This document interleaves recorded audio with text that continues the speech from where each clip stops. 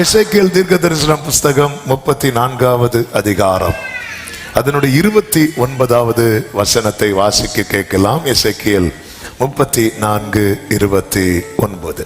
நாம் அவர்களுக்கு கீர்த்தி பொருந்திய ஒரு நாற்றை எழுப்பப்படுகிறேன். அவர்கள் தேசத்தை பஞ்சத்தால் மாற்றிக்கொள்ளப்படுவதில்லை. இப்புற சாதிகள் செய்யும் அவமானத்தை சுமப்பதில்லை. நான் அவர்களுக்கு கீர்த்தி பொருந்திய ஒரு நாற்றை எழும்ப பண்ணுவேன். இந்த மாதம் ஆண்டவர் கிருபையா இந்த வார்த்தையை நமக்கு ஆசீர்வாதமாக்கி தந்திருக்கிறார். அவருடைய ஜனங்கள் பஞ்சத்தால் வாரிக்கொள்ளப்படுவதும் அவமானத்தை சுமப்பதும் தேவன் எவ்வளவேனும் விரும்பவில்லை. நம்மில் யாராவது நம் பிள்ளைங்க பட்டினியா இருப்பது, அவமானப்படுவதை விரும்புவோமா, ரசிப்போமா? நிச்சயமாக நாம் அதை விரும்பவும் மாட்டோம். அதற்கு நாம மேக்சிமம் இடம் கொடுக்கவே மாட்டோம். அவர் நல்ல தகப்பன், நம்முடைய நன்மையை விரும்புகிற தகப்பன் பரலோகத்தில் இருக்கிறார். அவரிடத்திலிருந்து என்னதான் உருவாகி வருகிறது என்றால் நன்மை உருவாகி வருகிறது. நன்மையான எந்த ஈவும் பரத்திலிருந்து உண்டாகி ஜோதிகளின் பிதாவினிடத்திலிருந்து இறங்கி வருகிறது. அப்ப அப்பா கிட்ட இருந்து எனக்கு இறங்கி வருகிறது எல்லாமே என்ன? சத்தமா சொல்லுங்க. என் அப்பா எனக்கு தருவது எல்லாமே என்ன? நன்மை. அப்படி நாம் பெற்ற மிகப்பெரிய நன்மை தான் யார் அப்படின்னா நம்முடைய ஆண்டவராகிய இயேசு கிறிஸ்து. இந்த தீர்க்க தரிசன வார்த்தை இயேசுவை குறித்த தீர்க்க தரிசன வார்த்தை. நான் அவர்களுக்கு கீர்த்தி பொருந்திய ஒரு நாற்றை எழும்ப பண்ணுவேன். இயேசுவை குறித்து நாற்றுன்னு சொல்லும் போது அது ஒரு பிளான்ட். இன்னொரு மொழிபெயர்ப்புல கார்டன் வரை சொல்லப்பட்டிருக்கிறது. ஆமென். வளரக்கூடியது விருட்சம். கீர்த்தி பொருந்திய. இனி அவங்க பஞ்சத்தால் வாரிக்கொள்ளப்படுவதில்லை. நமக்கு தெரியும் ஆண்டவராக இயேசு கிறிஸ்து இருக்கிற இடத்துல ஜனங்கள் பசியால் தோய்ந்து போவதை அவர் எவ்வளவு வேணும் விரும்பாதவர். இந்த ஜனங்கள் 3 நாட்கள் என்னிடத்தில் தங்கி இருக்கிறார்கள், அவர்களுக்கு புசிக்க ஒன்றுமில்லை, இவர்களை நான் இப்படியே அனுப்பிவிட்டால் இவர்கள் வழியிலே சோர்ந்து போவார்கள் என்று சொல்லி அப்படியே அனுப்பிவிட மனதில்லாமல் உட்கார வைத்து அவர்களை திருப்தியாக்கி அனுப்பிவிட்ட கர்த்தர். அது மாத்திரமல்ல, அவமானத்தை சுமக்காதபடிக்கு விடுவிக்கிற கர்த்தர். சமாரிய ஸ்திரீயின் அவமானத்திலிருந்து அவளை விடுவித்தார். சகைவின் அவமானத்திலிருந்து அவனை விடுவித்தார். பாவத்தில் பிடிக்கப்பட்ட ஸ்திரீயின் அவமானத்திலிருந்து விடுவித்தார். இயேசு யார் வாழ்க்கையில எழுந்தருளி இருக்கிறாரோ அவர்கள் வாழ்க்கை மேன்மையாய் மகிமையாய் இருக்கும் என்பதிலே சந்தேகம் இல்லை. இயேசுவை குறித்து இங்கே நான் கீர்த்தி பொருந்திய ஒரு நாற்றை எழும்ப பண்ணுவேன் என்று சொல்லும் போது ஏசாயாவை கொண்டு என்ன சொல்லுகிறார் என்றால், ஏசாயா 1வது அதிகாரம் அதனுடைய 11வது அதிகாரம் அதனுடைய 1வது வசனத்தை பார்க்கும் போது, ஈசா என்னும் அடிமரத்திலிருந்து ஒரு துளிர் தோன்றி அவன் வேர்களில் இருந்து ஒரு கிளை எழும்பி செழிக்கும். 10வது வசனம், அக்காலத்திலே ஜனங்களுக்கு கொடியாக நிற்கும். ஆமென். துளிர், கிளை, கொடி. ஆமென். துளிர் தோன்றி ஒரு துளிர். ஆமென். இதோ கர்த்தராகிய கிறிஸ்து என்னும் இரட்சகர் உங்களுக்காக தாவீதின் ஊரிலே பிறந்திருக்கிறார். அப்படியா? எப்படி இருக்கிறார்? பிள்ளையை துணிகளிலே சுற்றி முன்னணியில் கிடத்தி இருக்க காண்பீர்கள். ஒரு துளிர். என்ன ஒரு ஆச்சரியம், என்ன ஒரு அதிசயம்னா இந்த துளிரை கூட சாத்தானுக்கு கை வைக்க முடியல. சத்தமா ஆமென் சொல்லுங்க பார்க்கலாம். இதுதான் தேவனுடைய மகத்துவம்.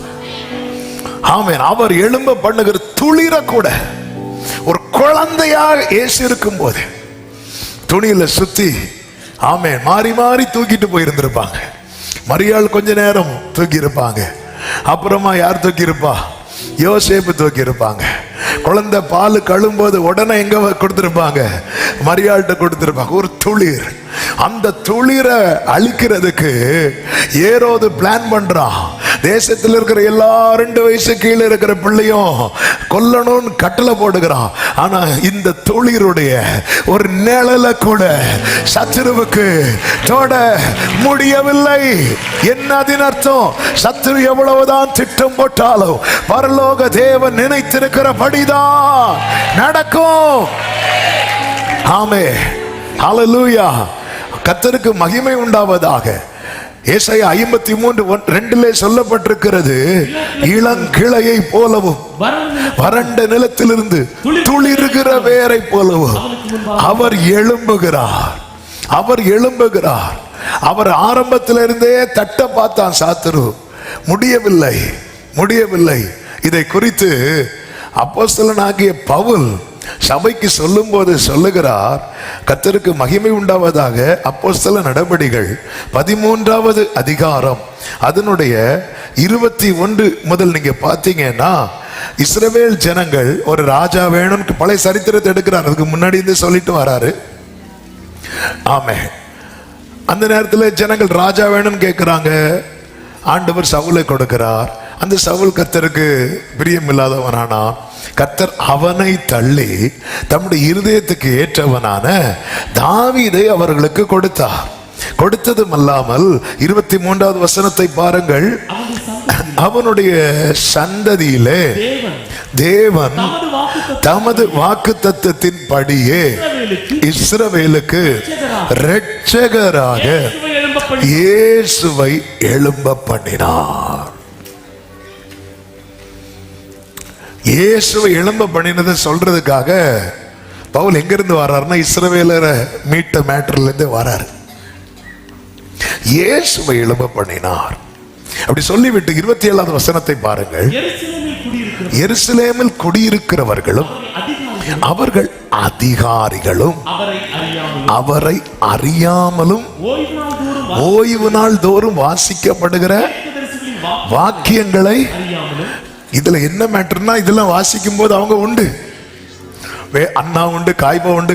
இன்னும் சொல்லணும்னா அண்ணா காய்பா தான் தீர்மானிக்கிறதே இந்த வாரம் எந்த ஸ்கிரிப்சர் வாசிக்கணும். ஏன்னா அவங்க தானே ஆசாரியர்கள். ஆனா அவங்களுக்கு அந்த ஸ்கிரிப்சர் என்ன செய்யல, அறியாமலும் அவரை ஆக்கினைக்குள்ளாக தீர்த்ததினால் அந்த வாக்கியங்களை, கைகளை உயர்த்தி ஒரு ஆமென் சொல்லுங்க பார்க்கலாம். நல்ல கவனமா கேளுங்க. இது ஆண்டவருக்கு எதிராக ஒரு பெரிய சதி திட்டமே நடக்குது. ஒரு பெரிய திட்டம் போடப்படுகிறது. ஆனா அந்த திட்டம் எல்லாமே எது நிறைவேற்றுவதற்கு தெரியுமா? வேத வாக்கியங்கள் நிறைவேற்றுவதற்கு. ஒரு சத்தியத்தை கேளுங்க, உங்க மேல பரலோக திட்டம் இருக்குமானால், உங்க பட்சத்திலிருந்து செயல்படுகிறவர்கள் ஆகட்டும், உங்களுக்கு எதிராக இருந்து செயல்படுகிறவர்கள் ஆகட்டும், என்ன திட்டம் போட்டாலும் நிறைவேறுவது சத்ருவின் விருப்பம் அல்ல, வேத வாக்கியங்கள். எத்தனை பேர் ஆமென் சொல்லுவீங்க? அவர் இஸ்ரவேல் குடும்பத்துக்கும் யூதா குடும்பத்துக்கும் சொன்ன நல் வார்த்தைகள் எல்லாம் நிறைவேறிற்று. ஒன்றும் தவறவில்லை. ஒன்று கூட தவறாது. ஆனால் இங்க இன்னொரு சத்தியத்தை கூட ஆவியானவர் உணர்த்துகிறதை பார்க்க முடியும். ஆமென். அறியாமல், வேத வாக்கியங்களை அறியாம அவர் வாழ்க்கையிலே காரியங்களை நடப்பிக்கிறவர்கள் எதிர் டீம்ல இருக்கிறாங்க. வேத வாக்கியங்களை அறிந்து காரியத்தை நடப்பிக்கிறவர்கள் சீஷரா இருக்கிறார்கள். ரெண்டு கூட்டமாய் செயல்படுகிறார்கள். எதிர் டீம்ல இருக்கிறவங்களும் என்னதான் செய்யறாங்கன்னா, அவங்க அறியாமலே வேத வாக்கியத்தை தான் நிறைவேற்றுறாங்க. ஆனா அதே நேரத்தில் அவங்கள கொண்டு நிறைவேற்றப்பட்டாலும் அவங்களுக்கும் தேவராஜ்யத்துக்கும் சம்பந்தமே இல்லாத அளவுக்கு தள்ளப்பட்டார்கள். ஆனால் சத்தியத்தை அறிந்து செயல்படுகிறவர்கள் அவர்கள் வாழ்க்கையிலும் தேவ சித்தம் நிறைவேறுகிறது. தேவராஜ்யத்துக்கு அடுத்த காரியத்தில் அவர்களும் பயன்படுத்தப்படுகிறார்கள். ஆனால் அவர்கள் ஆண்டவருக்கு எதிராய் அல்ல, ஆண்டவருக்கு பட்சமாய். சத்தியத்தை அறிந்தவர்கள் அவருக்கு பட்சமாய் இருப்பார்கள், சத்தியத்தை அறியாதவர்கள் அவருக்கு எதிராய் இருப்பார்கள். ஆவியானவர் சபைகளுக்கு சொல்லுகிறதை காதுள்ளவன் கேட்க கடவன். அதாவது நம்ம லைஃப்ல சிலரை கொண்டு சிலதை செய்யணும்னு நினைச்சிட்டார்னா, அவங்களுக்கு நம்மளை பிடிச்சாலும் சரி பிடிக்கலைனாலும் சரி அவங்களை கொண்டு அதை செய்வார். ஆமென் சொல்லுங்க பார்க்கலாம். அடுத்த வசனத்தை நீங்க படிச்சீங்கன்னா தெரியும். 28வது வசனம். மரணத்திற்கு ஏதுவானது ஒன்றும் அவரிடத்தில் காணாதிருந்தும் அவரை கொலை செய்யும்படிக்கு பிலாத்துவை வேண்டிக் கொண்டார்கள். எப்படி வேண்டிக் கொண்டார்கள் என்று லூக்கா 23:23 இருக்கிறது. அந்த வசனத்தில் இப்படி சொல்லப்பட்டிருக்கிறது. நீங்க எடுக்க வேண்டாம், நீங்க கவனிச்சா போதும். அப்படி இருந்தும் அவரை சிலுவையிலே அறைய வேண்டும் என்று அவர்கள் உரத்த சத்தத்தோடு கேட்டுக்கொண்டே இருந்தார்கள். கேட்டார்கள் என்றல்ல, கேட்டுக்கொண்டே இருந்தார்கள். அவர்களும் பிரதான ஆசாரியரும் இட்ட சத்தம் மேற்கொண்டது. ஒரு சத்தியத்தை கேளுங்கள். உங்க வாழ்க்கையில தேவ சித்தத்துக்கு உட்பட்டு உங்க சத்தம் இருக்குமானால் அந்த சத்தம் ஜெயிக்கும், அந்த சத்தம் மேற்கொள்ளும். ஆமென். அவங்க சத்தம் மேற்கொண்டது. ஆமென். பிலாத்துவுக்கு அவரை மரண தண்டனைக்கு உட்படுத்துவது சித்தமே கிடையாது, விருப்பமே கிடையாது. ஏன்னா அவர்கிட்ட அவர்கிட்ட கொஞ்ச நேரம் பேசுனதுமே பிலாத்துக்கு இயேசுவை பிடிச்சு. இந்த இயேசுடைய ஸ்பெஷாலிட்டி என்ன தெரியுமா? இந்த கொஞ்ச நேரம் அவர்கிட்ட பார்த்தாலே பிடிக்கும் நமக்கு. ஹல்லேலூயா. வேற எதுவுமே பிடிக்காது. வேறொரு ஆசை இல்ல இயேசு ராஜா. நான் நினைக்கிறேன் ஃபாதர் அப்படியே அந்த பிரசன்னத்துல அவரை பார்த்து பார்த்து பாடி இருப்பாருன்னு நினைக்கிறேன். வேற எதுவுமே பிடிக்காது, இப்படி பார்த்துட்டே இருக்கிறார். சகைவு பார்த்தீங்களா, பார்த்துட்டே இருந்தார். இயேசுவை பிடிச்சு போச்சு, வேற எதுவுமே பிடிக்கல. ஆமென். பாவத்தில் பிடிக்கப்பட்ட ஸ்திரீ இயேசுக்கு முன்னாடி நிற்கிறான். கொஞ்ச நேரம் இயேசுவை பார்த்துட்டே இருந்தான். அவரை தான் பிடிச்சு, வேற எதுவுமே பிடிக்கல. சமாரியா ஸ்திரீக்கு இயேசுவை பிடிச்சு, வேற எதுவுமே பிடிக்கல. ஹல்லேலூயா. இயேசுவை பார்த்தா வேற எதுவும் பிடிக்காது, இயேசுவை தான் பிடிக்கும். நம்ம இயேசுவை தவிர மீதி எல்லாத்தையும் பார்த்ததுனால கொஞ்சம் இங்க கொஞ்சம் அங்க. ஆமென். அவர்கள் இட்ட சத்தம் மேற்கொண்டது. நம்முடைய சத்தம் அவங்களுக்கு தெரியாது தேவ திட்டம் இவர் வாழ்க்கையில் நடக்குது. அவங்க நினைச்சிட்டு இருக்கிறாங்க நாங்கெல்லாம். அவன் பட்சிக்கிறவனிடத்துல பட்சணத்தை வைத்திருப்பார். அவருடைய செயல்கள் நம்முடைய புத்திக்கு எட்டாதது. ஆமென். மொர்தெக்காய்க்கான வாழ்வை கர்த்தர் யார் வாயில வைத்திருந்தா தெரியுமா? ஆமானுடைய வாயில வைத்திருந்தார். நம்ம ஜெபம் என்ன? ஆண்டவர் எப்படியாவது ஆமான போட்டு தள்ளினா மொர்தெக்காய் நீ எழும்ப மாட்ட, கடைசி வரை ரெட்டு உடுத்திட்டு தான் இருப்ப. நம்ம ஆண்டவர் எப்படி ஆண்டவர் இன்று கண்ட எகிப்தியனை ஆண்டவரை நான் இந்த ஆமானை பார்க்கவே கூடாது. ஆமானை பார்க்கணும், பார்த்தாகணும். ஹல்லேலூயா. ஆமென். மொர்தெக்காய் வெளியே உட்கார்ந்து ரெட்டுடுத்தி கொண்டு இப்படியே உட்கார்ந்து இருக்கிறார். இருக்கும்போது ராஜாவுக்கு தூக்கம் போச்சு. புக் ஓபன் ஆகுது. ஓபன் ஆகும்போது மொர்தெக்காயை பத்தி எழுதி இருக்கு. மொர்தெக்காய் செய்த காரியம். ராஜா கேட்கிறார், இந்த மொர்தெக்காய்க்கு நம்ம ஏதாவது செஞ்சோமா? இல்ல இல்ல இல்ல. அப்படி இருக்கும்போது ஆமான் வெளியே நிற்கிறான். அவன் எதுக்கு வந்தான் தெரியுமா? தூக்கு மரத்தை செஞ்சுட்டு வரான். ஆமாம். அவன் எந்த மரத்தையும் செய்யட்டும். ஹல்லேலூயா. யார் வெளியே நிற்கிறா? ஆமான் நிற்கிறான். ஆமானை உள்ள கூட அவன் தான் கரெக்டாக சொல்லுவான். ஆமானுக்கு ரொம்ப நாள் ஆசை. என்ன ஆசை தெரியுமா? எப்படியாவது இந்த ராஜாவுக்கு குதிரையில் ஏறி இந்த பட்டணத்தை ஒரு ரவுண்ட் அடிக்கணும்னு ரொம்ப நாள் ஆசை. இப்போ ராஜா கேட்குற, ராஜா கனம் பண்ண விரும்புகிறவனுக்கு என்ன செய்யணும்? என்ன செய்யணும்? ஆமான்னு சொல்றார். ராஜாவே, இன்னைக்கு ரொம்ப கம்பல் பண்றதுனால சொல்றேன். அவன் என்ன நினைச்சு சொல்றான்னா, நம்மளே இல்லாம ராஜா வேற யாரை கனம் பண்ணுவா? ஆமே. ராஜாவே, உங்க குதிரையில ஏற்றி இந்த வஸ்திரத்தை கொடுத்து தலையில கிரீடத்தை வச்சு அவனுக்கு முன்னாடி எல்லாரும் சொல்லணும், ராஜா கனம் பண்ண விரும்புகிறவனுக்கு இப்படி செய்யப்படும். அப்படியா? அதோ வெளியே ஒருத்தன் உட்கார்ந்து இருக்கிறான் பாரு, ரெட்டு எடுத்து, அவனுக்கு இதை செய். நம்ம இதை விட்டுட்டு எஸ்தர் முதல் விருந்து, இது எப்ப நடக்குதுன்னா முதல் விருந்து முடிஞ்சதுக்கு அப்புறம். எப்படிங்க இருக்கும்? மொர்தெக்காயிட்ட எஸ்தர் சொல்றாங்க, நீங்க என்ன பண்ணுங்க, எனக்காக ஃபாஸ்டிங் இருங்க. மொர்தெக்காயை ஃபாஸ்டிங் இருக்க வச்சுட்டு ஆமானுக்கு விருந்து. ஆமென்.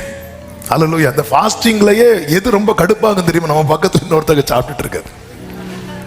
அதுவும் ஃபாஸ்டிங் பிரேயருக்கு தான் சிப்ஸ் பாக்கெட்டோட வருவாங்க. ஆமென். எப்படி இருக்கும்? அப்போ ஒருவேளை இந்த ஆமான் நினைச்சிருப்பார், மொர்தெக்காய் நினைச்சிருப்பார், இந்த விருந்துல மொர்தெக்காய்க்கு ஆமானுக்கு இந்த எஸ்தர் எதை வச்சு கொடுக்க போறா? என்ன? அப்படி கிடையாது. ஆனா நீங்க அப்போ உங்கள்ட்ட விருந்துக்கு கொஞ்சம் கேர்ஃபுல்லா தான் வரணும். விஷம் வச்சு ஏதோ வச்சு இந்த விருந்தோட கதை முடிஞ்சு. இப்போ ராஜா கேட்கிறார் என்ன கேட்கிறாருன்னா, அப்படி எஸ்தர், ராஜாத்தியே கேளு, நீ ராஜ்யத்துல பாதி மட்டும், அந்த ஃபுல்லா, அப்புறம் எவ்வளவு ஞானமா இருக்காரு பாருங்க, ஃபுல்லா கொடுத்து நம்மையே தள்ளிட்டாருன்னா, அதனால ராஜ்யத்துல பாதி மட்டும் கேளு. அப்படி கேட்கும்போது என்ன கேட்க போறா? அப்படி கேட்கும்போது ஆமென், ஒருவேளை மொர்தெக்காய் இப்படி ஒட்டு கேட்டுட்டு இருப்பார். என்ன கேட்க போற? இன்னொரு விருந்து. மொர்தெக்காய் நினைச்சிருவா வெளியே வா, அப்ப நான் இன்னும் 3 நாள் ஃபாஸ்டிங் இருக்கணுமா? என்ன ஃபாஸ்டிங் இருக்க வச்சுட்டு அவனுக்கு இன்னொரு விருந்து. அந்த இன்னொரு விருந்து கேப்ல தான் ஆமென் இந்த மொர்தெக்காய்க்கான இதே இது மொர்தெக்காயை கூப்பிட்டு கேட்டிருக்கிறாரு வைங்களேன், மொர்தெக்காய் உன்னை பத்தி இப்படி இருக்கு, உனக்கு என்ன வேணும்? 3 நாள் ஃபாஸ்டிங். என்கிட்ட இப்ப எனக்கு என்ன வேணும் கேட்டா சொல்ல, எனக்கு சூடா தண்ணி வேணும். இதுக்கு மேல மொர்தெக்காய் என்ன கேட்பாரு? எனக்கு ஃபிளாஸ்க்ல கொஞ்சம் தண்ணி கொடுத்தீங்கன்னா இந்த ஃபாஸ்டிங் பேருக்கு ரொம்ப பிரயோஜனம். அதனாலதான் நம்மளை வச்சு சொல்ல வைக்கவே மாட்டார். சீஷர்கள்ல ஒரு ஆளாவது இயேசுவை யூதருக்கு ராஜான்னு சொன்னாங்களா? இல்ல. அவரை சுத்தி நின்று பரியாசம் பண்ணாங்க பாருங்க. அவன் அடிச்சு வைக்கிறான், இவர் யூதருக்கு.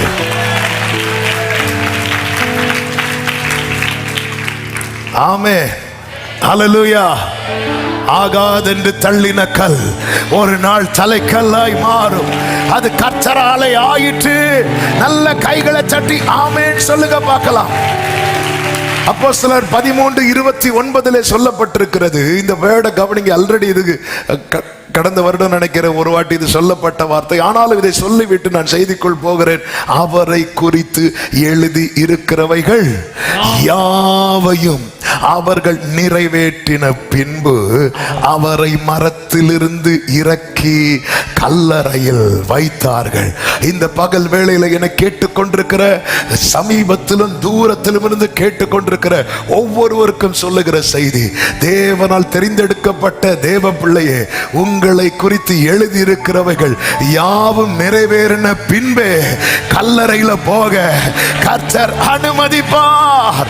நம்புறவங்க மட்டும் சத்தமா ஹல்லேலூயா. எத்தனை பேர் விசுவாசிக்கிறீங்க? இத என்னை குறித்து எழுதியிருக்கிற யாவையும் கர்த்தர் நிறைவேற்றின பின்பே என் ஓட்டத்தை முடிய வைப்பார்.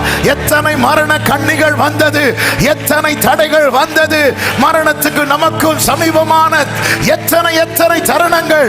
கர்த்தர் கைவிடவில்லை, கர்த்தர் கைவிடவில்லை. எனவே நாளாகுதே, காத்திருப்பின் காலம் அதிகமாகிறதே, சோர்ந்து போகாதே சகோதரா. அவர் நியாயத்திற்கு ஜெயம் கிடைக்க பண்ணும் வரைக்கும் நெறிந்த நாணலை முறிக்காதவர், மங்கி எறிகிற திரியை. ஆமென் சொல்லுங்க பார்க்கலாம். ஹல்லேலூயா. சிமியோன் சொல்றார், இப்பொழுது உமது அடியேனை சமாதானத்துடன் போக விடுவீர். அவன் போக விடல. எத்தனை முறை இந்த சிமியோன் ஆயத்தமா இருந்திருப்பார். திடீர்னு ஒரு, ஏன்னா வயசானவர்ல, திடீர்னு ஒரு பலவீனம் வரும்போது ஓகே நம்ம எல்லாம் ரெடி பண்ணிடுவோம், போக விட மாட்டார். ஏன்னா மேல ஒரு ப்ராஃபஸி இருக்கு. சொன்னது யாரு தெரியுமா? யாரோ வழிபோக்கு நல்ல கர்த்தருடைய ஆவியானவர். ஹல்லேலூயா, ஹல்லேலூயா. உங்க மேல ஒரு வாக்குத்தத்தம் நல்லா புரிஞ்சுக்கோங்க. ஒரு மரண விளிம்பிலிருந்து நீங்க காப்பாற்றப்பட்டு வந்திருக்கிறீங்கன்னா, ஆமென், உங்க மேல ஒரு ஒரு நிறைவேற வேண்டிய ஏதோ ஒண்ணு இருக்கு. ஓ thank you Holy Spirit. மரண விளிம்பிலிருந்து நீங்க காப்பாற்றப்பட்டு வந்திருக்கிறது என்றால் உங்க மேல நிறைவேற வேண்டிய, ஆமென் சொல்லுங்க பார்க்கலாம். கர்த்தர் நல்லவர், காத்தீரே என்னை கருத்தாக வழுவாமல் என்னை உமக்காக காத்தி.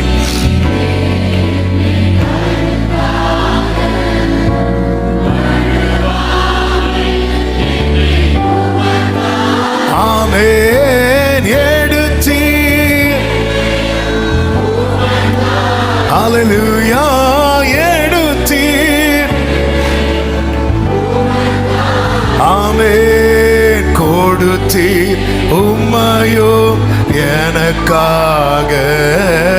ஸ்தோத்திரம். ஆமென் என்றும் என்றும். ஆமென். தேவனோ அவரை மரித்தோரிலிருந்து எழுப்பினார் என்று அப்போஸ்தலர் 13:30 எழும்ப பண்ணினார், எழுப்பினார் நமக்காக.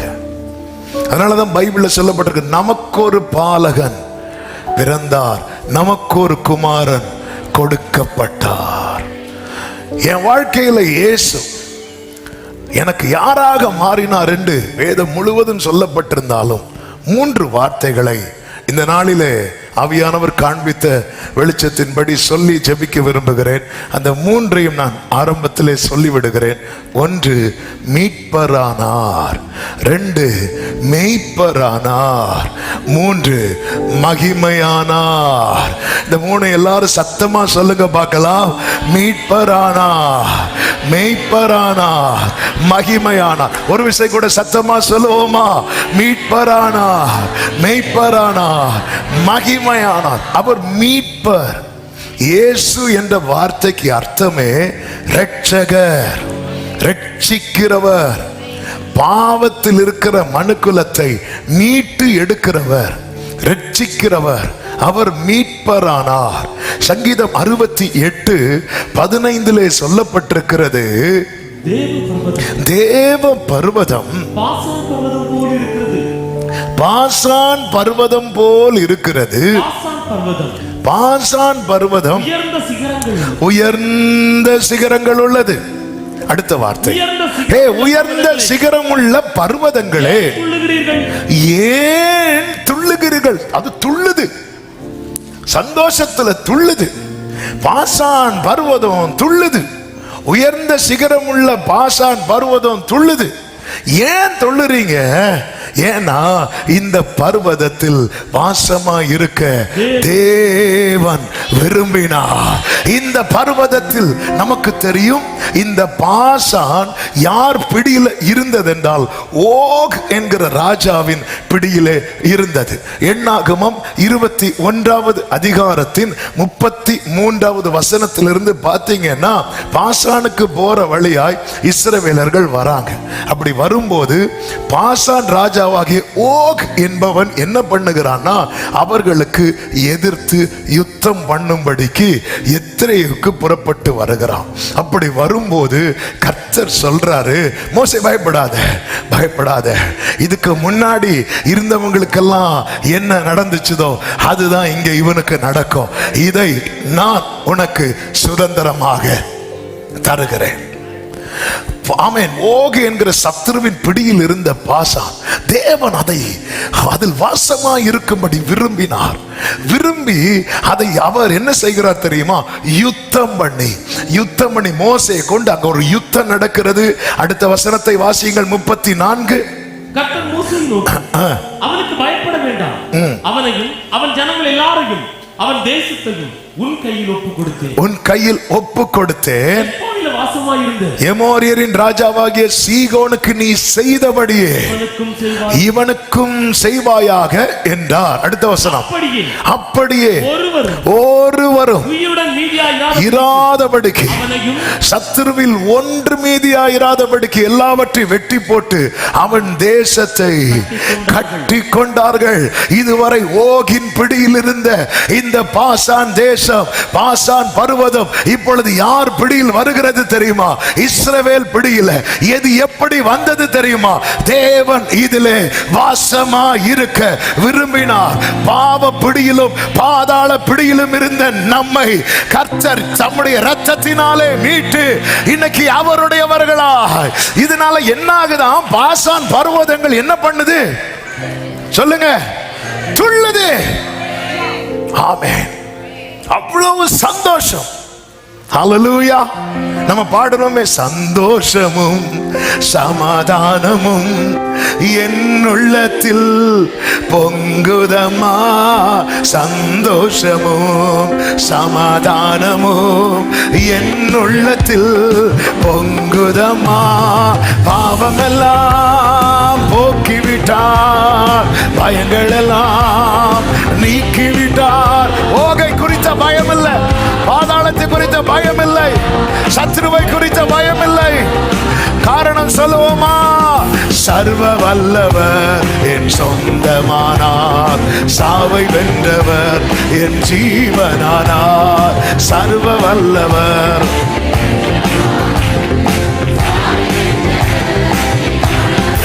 ஆமென். கைகளை தட்டி ஆமென். ஹல்லேலூயா. அன்று மோசேயை கொண்டு அந்த யுத்தத்தை நடப்பித்து மீட்டு கொண்டார். இப்பொழுது அது இஸ்ரவேலுக்குரியது. ஆமென். நாம் காணியாட்சிக்கு புறம்பானவர்களா இருந்தோம். நம்மை பிடித்திருந்த சத்துரு விடமாட்டோம் என்று கெட்டியாய் பிடித்திருந்தான். கர்த்தர் யுத்தம் பண்ணினார். நமக்கு இரட்சகராய் அனுப்பப்பட்டது மோசே அல்ல, மோசேயிலும் பெரியவர், மோசேக்கும் இரட்சகர் நம் ஆண்டவராக இயேசு கிறிஸ்து. இந்த மீட்பினால பாசான் பர்வதங்கள் என்ன செய்து தெரியுமா? துள்ளது சந்தோஷத்துல. ஓ ஜீசஸ், ஓ நான் ஏன் ஆண்டவர் மீட்டு கொண்டாரா? எதுக்கு இங்க யுத்தம் பண்றார் தெரியுமா? தேவன் அதிலே வாசம் பண்ண விரும்புகிறார். அப்ப என்னையும் உங்களை தேவன் மீட்டு கொண்டது எதற்கு தெரியுமா? தேவன் நம்மிலே. எத்தனை பேர் ஆமென் சொல்வீங்க? இதை விட எனக்கு பாக்கியம். ஹல்லேலூயா. அதனால நான் சொல்லுவேன், கர்த்தரை ரட்சித்ததை ஊரெல்லாம் சொல்லிடுவே, உலகமெங்கும் பறைசாற்றுவே ஊரெல்லாம். ஓஹோ ஆமென், glory. ஜீவிக்கிறார் என் இயேசு சீக்கிரமாய். ஓஹோ ஜீவிக்கிறார் சீக்கிரமாய். ஆமென். சர்வ வல்லவர் என் சொந்தமானார், என் ஜீவனானார். சர்வ வல்லவர் என் எஜமானன். ஹல்லேலூயா. சந்தோஷத்துல துள்ளுது அந்த சந்தோஷம். ஆமென். இன்னைக்கு ரட்சிக்கப்பட்ட கூட்டத்துக்கிட்ட அநேகர் நஷ்டமானது என்ன அப்படின்னா, இந்த ஜாய். ரட்சிப்பு இருக்கு, ரட்சிப்பு இருக்கு. ஆனா என்ன இல்லை அப்படின்னா, ரட்சிப்பின் சந்தோஷம் இல்லை. ஒரு வார்த்தையை கேளுங்கள், ரட்சிப்பின் சந்தோஷம் இல்லைன்னா நம்ம ஆட்டோமேட்டிக்கா எந்த சந்தோஷத்துல பிரியப்பட ஆரம்பிச்சிருவோம் தெரியுமா? பாவ சந்தோஷத்துல. யாருக்குள்ள ரட்சிப்பின் சந்தோஷம் இல்லையோ அவங்க கண்டிப்பா ஏதாவது ஒரு பாவ சந்தோஷத்துல தங்களை பிரியப்படுத்தி கொண்டிருப்பார்கள். தாவீது விழுந்துட்டார்னா நாம ஏமாத்துறோம். ஒரு நாளைக்கு 7 தரம் துதிக்கிறவர், 3 தடவை ஜெபிக்கிறவர், இரவு பகலா வேதத்தை தியானிக்கிறவர், அவருக்குள்ள ஏதோ ஒரு சூழ்நிலையில அந்த ரட்சிப்பின் சந்தோஷம் நஷ்டமாயிட்டு. அதனால அவருடைய கண்கள் ஒன்றை தேட ஆரம்பிக்குது, சரீரம் ஒன்றை விரும்ப ஆரம்பிக்குது. அதனாலதான் தாவீது தன் பிள்ளைகளை உணர்ந்து ஜெபிக்கும் போது என்ன கேட்கிறாருன்னா, உங்களுடைய இரட்சணியத்தின் சந்தோஷத்தை திரும்ப திரும்ப தாங்க. ரட்சிக்கப்பட்டவங்களை கை தூக்க சொன்னா எல்லாரும் கை தூக்கிடுவோம் ஆல்மோஸ்ட். ஆனா ரட்சிப்பின் சந்தோஷம் யாருக்குள்ளே? அதனாலதான் இதை நினைக்கணும். அதாவது ஏன் துள்ளுறீங்க? உனக்கு என்ன சம்பவித்தது? என்ன சம்பவித்தது சொல்லிட்டா, கர்த்தர் என் தொழிலை ஆசீர்வதித்தார். இது இல்லை, அதெல்லாம் நடக்கட்டும். அவர் என்னை தெரிந்தெடுத்தார். எனக்கு எப்படி துள்ளாம இருக்க முடியும்? எனக்கு எப்படி பாடாம இருக்க முடியும்? எனக்கு எப்படி துதிக்காம இருக்க முடியும்? ஹல்லேலூயா. அதாவது சொல்லுங்க, மன மகிழ்ச்சி அது ஔஷதம். இன்னொரு வசனம் உண்டு, சொல்லுங்க, மன மகிழ்ச்சி முக மலர்ச்சியை தரும். அந்த ரட்சிப்பின் சந்தோஷம் இருக்கிறவங்களை பார்த்தாலே தெரியும். என்னங்க இவ்வளவு ஹாப்பியா இருக்கிறீங்க? உங்களுக்கு லாட்டரி அடிச்சதா? அப்படி கேட்பாங்க. ரொம்ப ஹாப்பியா தான். உலகம் அப்படிதான் சொல்லும். நாம் இவ்வளவு ஹாப்பியா இருக்கிறதுக்கு ரீசன் என்ன? இன்னைக்கு இன்னைக்கு இன்னைக்கு எனக்கு லெக் பீஸ் கிடைச்சு. சிலருக்கு அதுவே போதும் ஒரு வாரத்துக்கு. என்ன பர்வதம் ஏன் துள்ளுற? எதுக்கு துள்ளுற? இவன் ஏன் இப்படி துள்ளிட்டு இருக்கிறான்? என்ன ஆச்சு இவனுக்கு? என்ன ஆச்சு? ரிசல்ட் வந்துட்டா? ரிசல்ட் வந்தாலும் இப்படி துள்ள மாட்டேன். ரிசல்ட் வந்து ஆளே காணாது. என்ன ஆச்சு இவனுக்கு? என்ன நடந்துச்சு? இன்னைக்கு நம்ம எதுல, எந்த ஜாயில துள்ளுறோம் தெரியுமா? இம்மைக்கான ஜாயில. ஓ, எனக்கு வேலை கிடைச்சிட்டு, ஐயோ சந்தோஷம் தாங்க முடியல, நான் பாஸ் ஆயிட்டேன். அதான் அந்த அந்த சந்தோஷத்தை நம்ம எப்படியெல்லாம் எக்ஸ்பிரஸ் பண்றோம் பாருங்க. ஆனா அந்த ரட்சிப்பின் சந்தோஷத்தை எக்ஸ்பிரஸ் பண்ண மாட்டேங்கிறோம். பாடுறது, துதிக்கிறது, ஓ ஜீசஸ், ஆண்டவரே, ஓகின் பிடியில இருந்த என்ன பரலோக பிடிக்குள்ள கொண்டு வருவதற்கு நீர் இறங்கி வந்து யுத்தம் பண்ணினீரே. பெரிய ராஜாக்களை சங்கரித்தவரை துதியுங்கள், பிரபலமான ராஜாக்களை சங்கரித்தவரை துதியுங்கள். ஆமே ஆமே. பாசானின் ராஜாவாகிய ஓகை அளித்தவரை துதியுங்கள். அதை தம்முடைய ஜனமாகிய இஸ்ரவேலுக்கு சுதந்திரமாக கொடுத்தவரை இப்பொழுது ஆபிரகாம் வரிசையில் என்னை கொண்டு வைத்திருக்கிறார். இஸ்ரவேலுக்கு சுதந்திரமாக கொடுத்தவரை துதியுங்கள். இந்த சந்தோஷம், சந்தோஷம், ரட்சிப்பின் சந்தோஷம். நீங்க ஏங்க இவ்வளவு ஹாப்பியா இருக்கிறீங்க? பிசினஸ் பண்றவங்க இருப்பீங்க, ஏங்க இவ்வளவு ஹாப்பியா இருக்கிறீங்க? அவன் உங்களுக்கு ரொம்ப பிசினஸ் சக்க போடுதா? அது ஓகே. அதோட அவர் என்ன தெரிந்தெடுத்தார் பார், என்ன ரட்சித்தார் பார். ரட்சிப்பா அப்படின்னா இப்படிதான் கேட்பான்.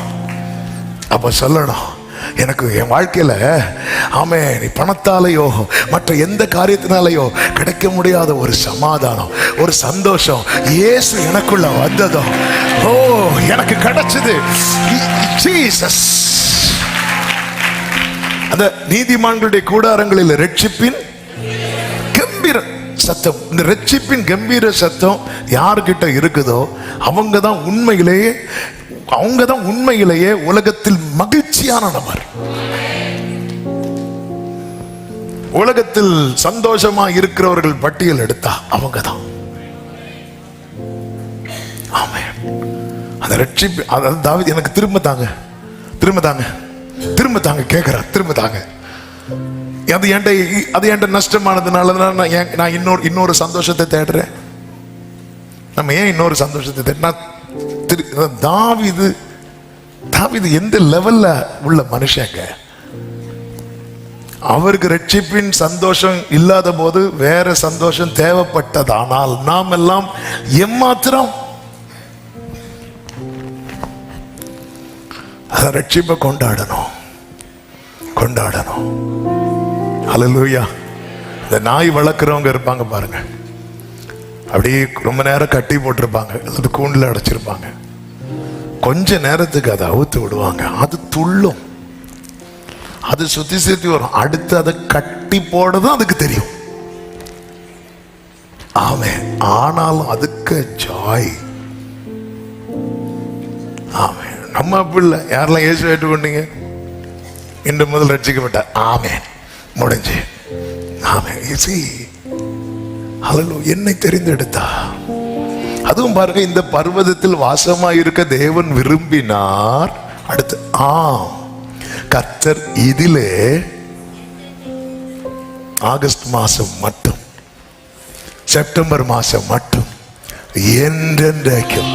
என்னென்றைக்கும்னா இது இம்மையில முடிகிற உறவு அல்ல, இது நித்தியத்திலே தொடருகிற. நல்ல கைகளை தட்டி இது அதிசயம் தானே. ஓஹோ, அது ரட்சிப்பின் சந்தோஷத்தை அனுபவிக்கிறவங்க நல்ல கைகளை தட்டி. சந்தோஷமும் சமாதானமும் என் உள்ளத்தில் பொங்குதையா. ஆமென்.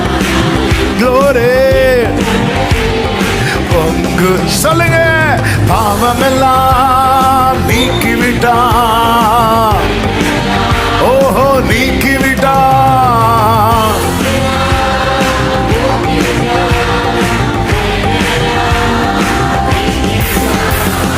சர்வ வல்லவர் என் சொந்தமானார். ஆமென். சர்வ வல்லவர் என் எஜமானன். ஆமென், ஆமென். ரட்சிப்பின் சந்தோஷம் யாருக்குள்ள பொங்கி வழியுதோ அவங்க கண்கள் பாவத்தை பார்க்க விரும்பாது, அவர்கள் காது தீமையை கேட்க விரும்பாது, அவர்கள் வாய் தீமையை பேசாது, அவர்கள் அவயவங்கள் தீமையான அருவருப்பான காரியங்களை செய்ய துடிக்காது. அவர்கள் இந்த வேதத்துக்குள்ளே நீந்தி கொண்டே இருப்பார்கள், பிரசனத்திலே மூழ்கி கொண்டே இருப்பார்கள். அதுதான் தாவீது, எனக்கு திரும்ப தாங்க, திரும்ப தாங்க, திரும்ப தாங்க, திரும்ப தாங்க, திரும்ப தாங்க, திரும்ப தாங்க. கேட்டாங்க. ஓ, சவுல் கேட்க மறந்தது தாவீது விரும்பி கேட்டது. சவுலுக்கு எது போயிடக்கூடாது தெரியுமா? என் ராஜ்யபாரம் போயிடக்கூடாது. தாவீதுக்கு எது போயிடக்கூடாது தெரியுமா? பரிசுத்த ஆவி என்னை விட்டு போயிடக்கூடாது. ஆமென். ரட்சிப்பின் சந்தோஷம் எனக்கு எங்கேயோ நஷ்டமானதுனால தானே.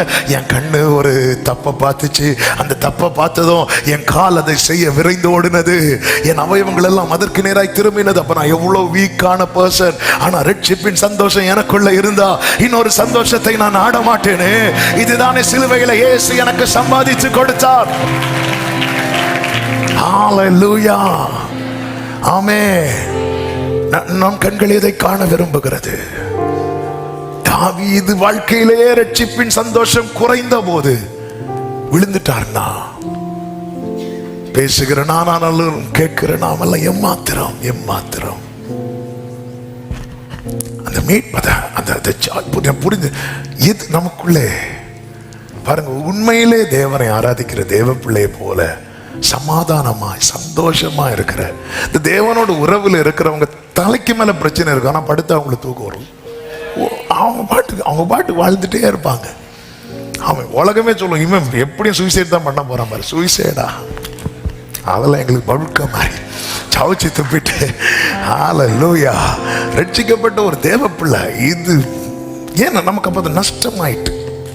ரட்சிப்பின் சந்தோஷம் ஒருத்தங்களுக்கு நஷ்டமாயிட்டுன்னா அதுக்கு பொறுப்பு அவங்க தான். அது இவங்களால. ரட்சிப்பு அவங்களாலே கிடைச்சது. மற்ற நம்ம சேலரி ஒருத்தங்க பிடிச்சி வைப்பாங்க, தரமாட்டேன்னு, அதெல்லாம் வேற. ஆனா ரட்சிப்பின் சந்தோஷம் ஏன்னா எங்க நஷ்டாச்சு, எங்க கோட்டை விட்டோம். ஏன் கோட்டை விட்டோம் தெரியுமா? அதை ரொம்ப ப்ரெஷியஸா பார்க்கல. இஸ்ரவேல் ஜனங்கள் எகிப்தின் பிடியிலிருந்து வெளியே வந்தாங்க பாருங்க. வெளியே வந்து எதுக்கெல்லாம் அழுதாங்க தெரியுமா? எகிப்தில் உள்ள அந்த சிற்றின்பங்களுக்காக அழுதாங்க, சின்ன சின்ன சந்தோஷங்களுக்காக அழுதாங்க. ஆனா அவங்க எதை மறந்தாங்க தெரியுமா? எகிப்துல மிகவும் ஒடுக்கப்பட்டு கூக்குரலிட்டதை மறந்தாங்க.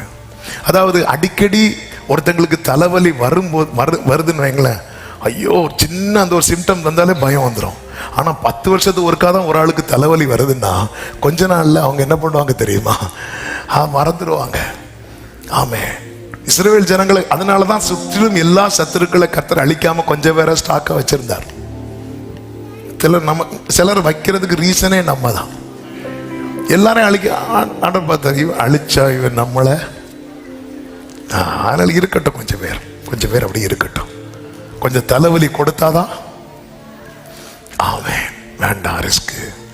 சிலருக்கு பாருங்க சில ஃபுட்டு ஒத்துக்காது, உடனே வயிறு பிரச்சனை ஆயிரும். அப்போ தீர்மானிப்பாங்க இனி இந்த ஃபுட்டை சாப்பிடவே கூடாது. அன்னைக்கே கிளியர் ஆயிட்டு வைங்களேன், அடுத்த நாள் ஆர்டர் பண்ணி சாப்பிட்டுட்டு இருப்பாங்க.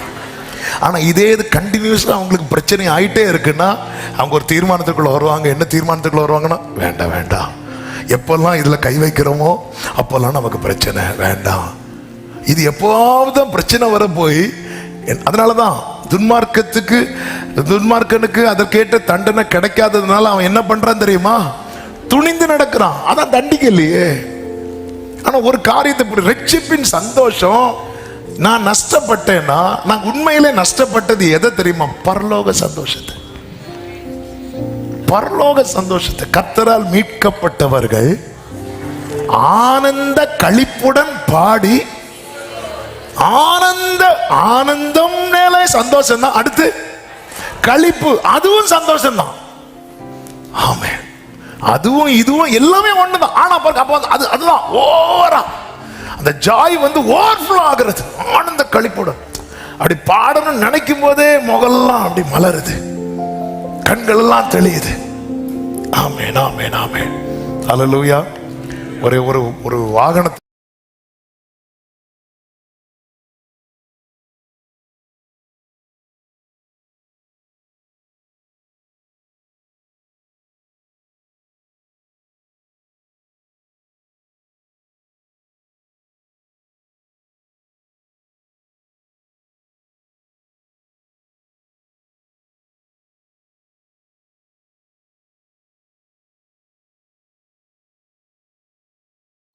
இப்படி எல்லாம் வரும். நம்ம சந்தோஷம் பறிக்கப்படக்கூடாது. ஆமே. ஹல்லேலூயா. ஆனந்த களிப்பு. இதுக்கும் நம்மளை சுத்தி இருக்கிற பிரச்சனைக்கு சம்பந்தம் கிடையாது. இதை நல்லா புரிஞ்சுக்கணும். நம்ம இதெல்லாம் எல்லாத்தையும் கூட கனெக்ட் பண்ணி வச்சுட்டு நமக்குள்ள ரட்சிப்பு இருக்கு. ஏன்னா அது 5-10 கொடுத்து வாங்கல, பெரிய கிரயம் கொடுத்து வாங்கி இருக்கிறார். அதனால ஒரு காரியம் வச்சதும் அப்பா நீ கிடையாது போ அப்படிலாம் சொல்ல மாட்டார் ஆண்டவர். அவன் நீதிமான் 7 தடவை விழுந்தாலும் எழுந்து அவனை தூக்கி விட தான் பார்ப்பார். ஏன்னா கிரயம் கொடுத்து ஏங்க ஆமே கிரயம் கொடுத்து எத்தனை பொருள் இல்லை பழசானாலும் வச்சிருப்போம். ஏன்னா அதுக்கு ஒரு விலை கொடுத்துருப்போம். எங்கள் அப்பா அடிக்கடி சொல்லுவாங்க, கன்வென்ஷன்லாம் பாட்டுத்தாள் ஃப்ரீயாக கொடுத்தீங்கன்னு வைங்களேன், மீட்டிங் முடியதோட ஆமேன் அந்த பாட்டுத்தாள் அங்கேயே இருக்கும், இவங்க மட்டும் எடுத்துக்கொள்ளப்பட்டிருப்பாங்க. ஆனால் இதே இது கன்வென்ஷன் பாட்டுத்தாள் வந்து ₹1 விற்று பாருங்க, அவன் 2வது உலக போர் முடிஞ்சாலும் பைபிளுக்குள்ள அந்த பாட்டு புக் இருக்கும். ஏன்னா ₹1 கொடுத்து வாங்கியிருப்பாங்க. அது இப்போ எடுத்தா பொடிஞ்சு வரும், ஆனாலும் வச்சிருப்போம். ஏன்னா ஒரு கிரயம் கொடுத்தாலே அதை ஈஸியெல்லாம் தூக்கி போட மாட்டோம். ஆண்டவர் நமக்கு கொடுத்த கிரயம் கொஞ்சம் தண்ணீர் கிடையாது, கடைசி சொட்டு ரத்தம். நான் கிரயத்துக்கு கொல்லப்பட்டிருக்கிறேன். எதுக்காக? ஏன் துள்ளுற? ஏன் துள்ளுற? ஏன்னா அவர் என்னில் வாசமாக இருக்க என்னில் வாசமாக இருக்க விரும்பினார். யாருக்கு வேண்டாத என்ன தூக்கி எறியப்பட்ட என்னை வேண்டும் என்று சொல்லி சேர்த்து கொண்ட நல்ல நேசரே, தூக்கி வேண்டும் என்று சொல்லி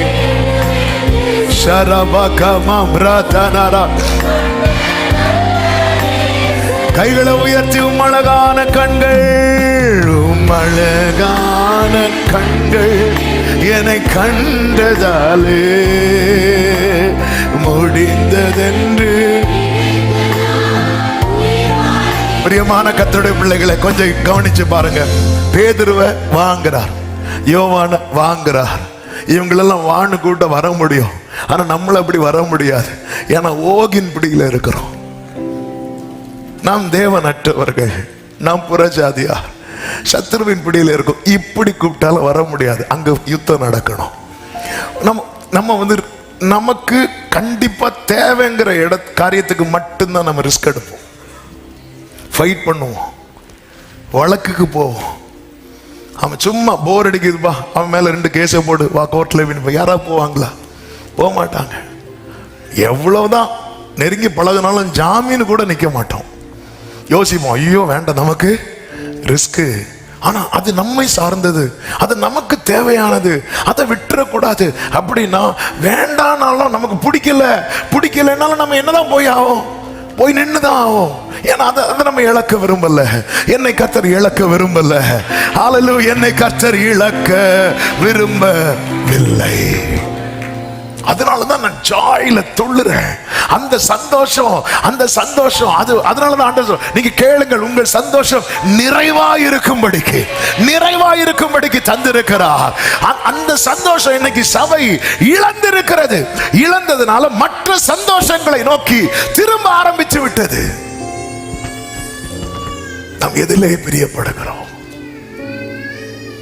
எது நமக்கு சந்தோஷம்? ஆண்டவரை பாருங்க, பரலோகத்துல எதுக்கு பஞ்சமே கிடையாது தெரியுமா? துதிக்கு பஞ்சமே கிடையாது. ஆமா, அங்க எதுக்கு தான் பஞ்சம்னா துக்கத்துக்கு தான் பஞ்சம். ஏன்னா அங்க என்ன கிடையாது? துக்கம் கிடையாது, துக்கமும் கிடையாது, தூக்கமும் கிடையாது. அது தெரியும் பாஸ்டர், அதனாலதான் நாங்க இங்க நல்லா தூங்கிட்டு அங்க போனா தூங்க முடியாது. 24/7 துதிச்சுட்டு தான் இருக்கணும். அதனால இங்க நாங்க அந்த டைம் எதுக்கு வேஸ்ட் பண்ணணும்? அங்க துதிக்கு பஞ்சம் கிடையாது. ஆமே, அப்படி இருந்தும் அவர் மனிதர்களுடைய துதிகளில் வாசம் பண்ண வரார்னா, ஹல்லேலூயா. ஆண்டவருடைய பிரியத்தை பாருங்க, ஆண்டவருடைய பிரியத்தை பாருங்க. தூதர்கள் கவலையே இல்லாம துதிக்கிறாங்க, நம்ம கவலையில துதிச்சுட்டு இருக்கிறோம். அப்ப இந்த துதி ரொம்ப பிரஷியஸ். தூதர்களுக்கு கடன் பிரச்சனை கிடையாது, துதிக்கிறாங்க. நம்ம தலைக்கு மேல கடன் இருந்ததுக்கு அப்புறம் ஆண்டவர் ஆராதிக்க வந்திருக்கிறோம். இது ரொம்ப பிரஷியஸ். தூதர்களுக்கு வியாதி கிடையாது, துதிக்கிறாங்க. நமக்கு உச்ச தலை முதல் உள்ள கால் வரை வியாதியை வச்சுட்டு ஆண்டவரே நீர் நல்லவர்னு சொல்றோம். ஆமே, தூதர்களுக்கு சத்துருக்கள்லாம் கிடையாது, அவங்களுக்கு ஒரு பிரச்சனை கிடையாது. ஆனா முற்புறத்திலும் பிற்புறத்திலும் நெருக்கப்பட்டு துன்பத்தில் நடுவில் நடந்த போதும், மரண இருளின் பள்ளத்தாக்கில் நடந்த போதும், கண்ணீரின் பள்ளத்தாக்கில் நடந்த போதும் என் இயேசு நல்லவர் என்று சொல்லி துதிக்கிற துதிகளிலே அவர் வாசம் பண்ணுகிறார். ஹல்லேலூயா, ஹல்லேலூயா. ஆமென். அந்த மீட்பு, அவர் எனக்கு மீட்பரானார், அவர் எனக்கு மீட்பரானார். சந்தோஷம் பொங்குதே, சந்தோஷம் பொங்குதே. நம்ம இதெல்லாம் பாட மாட்டோம், ஏன்னா இது சின்ன பிள்ளைங்க பாட்டு. நம்ம இதெல்லாம் பாட மாட்டோம். அப்போ எதுதான் பாடுவோம்? பரலோகமே சொந்தமே. ஐயோ வேண்டாம், நம்ம இடையில இடையில இடையில நம்ம இடையில பாடும். எது? என் வீட்டில் ஆகாரம் குறைவில்லை, சின்ன தின்னு தின்னு நான் வச்சுக்கோ. நம்ம இந்த இடையில தான் நிற்போம். ஹல்லேலூயா. ஆமென். எனக்கு சந்தோஷம். ஏன் தெரியுமா? இயேசு என்னை ரட்சித்தார், முற்றும் என்னை மாற்றினார். சந்தோஷம் என்னில் பொங்குதே. பாடுவோம். சந்தோஷம் பொங்குதே. ஆமென்.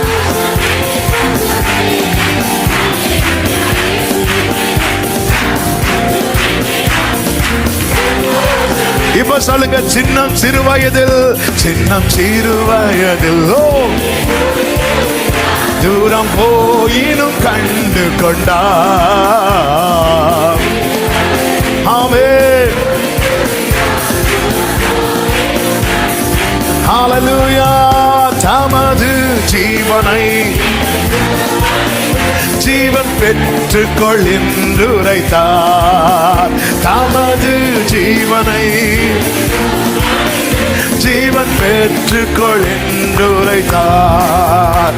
ஆனந்தமே,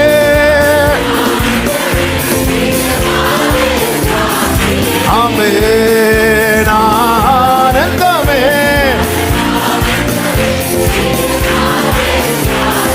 glory. இந்த பாதலத்தில்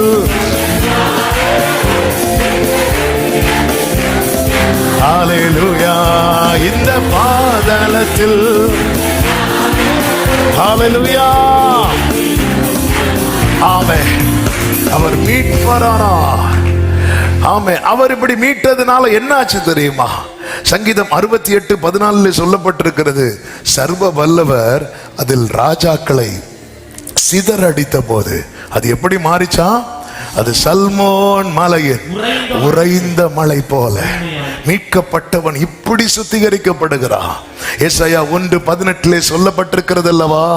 வழக்காடுவோம் வாருங்கள் என்று கர்த்தர் சொல்லுகிறார்.